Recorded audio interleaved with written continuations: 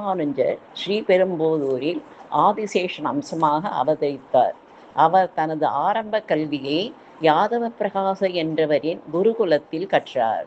குருகுலத்தில் தங்கள் ஆசிரியனுக்கு பணிவிடைகள் செய்து கொண்டே கல்வியை கற்றுக்கொள்வது என்பது வழக்கமாக இருந்தது.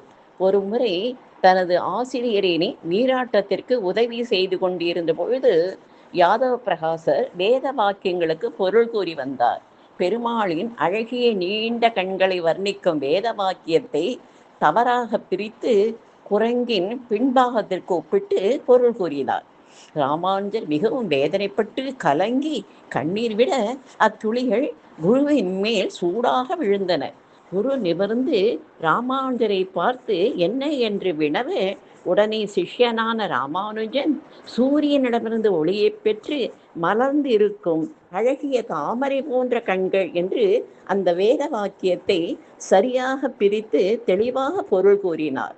வேதத்திற்கு விரோதமாக அவரின் குரு இவ்வாறு பொருள் கூறுவது பலமுறை நடந்தது. யாதவ பிரகாசர் தன்னை மிஞ்சிவிடும் சிஷ்யன் இவன் என்று மனத்தில் நினைத்து வடதேச யாத்திரை என்று சொல்லி ராமானுஜரை அழைத்து கொண்டு சென்று கங்கையில் மூழ்கடித்து அவரை கொன்றுவிட திட்டம் போட்டார். இதனை ராமானுஜரின் சிறிய தாயாரின் மகன் கோவிந்தன் அறிந்து கொண்டு எப்படியாவது தப்பித்து சென்று விடும்படி கூறினார். உடனே அங்கிருந்து தப்பித்து கிளம்பி விந்திய மலையில் அடர்ந்த காடுகளின் வழியாக வந்தபோது வழி சரியாக தெரியாமல் திகைத்தார். அப்போது ஒரு வேடுவ தம்பதியர் அங்கு வந்து புண்ணிய கோடி விமானத்தை காண்பித்தனர். தங்களுக்கு மிகவும் தாகம் எடுப்பதாகவும் தண்ணீர் வேண்டும் என்றும் கேட்டனர். உடனே ராமானுஜர் அருகில் இருந்த கிணற்றுக்கு சென்று தண்ணீர் கொண்டு வர அதற்குள் அந்த தம்பதிகள் மறைந்து விட்டனர். பேரருளாள பெருமாளும் பெருந்தேவி தாயாருமே மிக்க கருணையோடு வேடுவ தம்பதியாக வந்தார்கள் என்பதை ராமானுஜர் உணர்ந்தார்.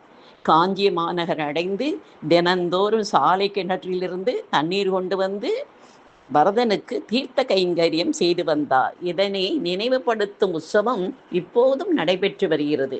நம் பாஷ்யக்காரர் அவதரித்த இந்த சித்திர மாதம் திருவாதிரை மிகவும் சிறப்பு வாய்ந்தது.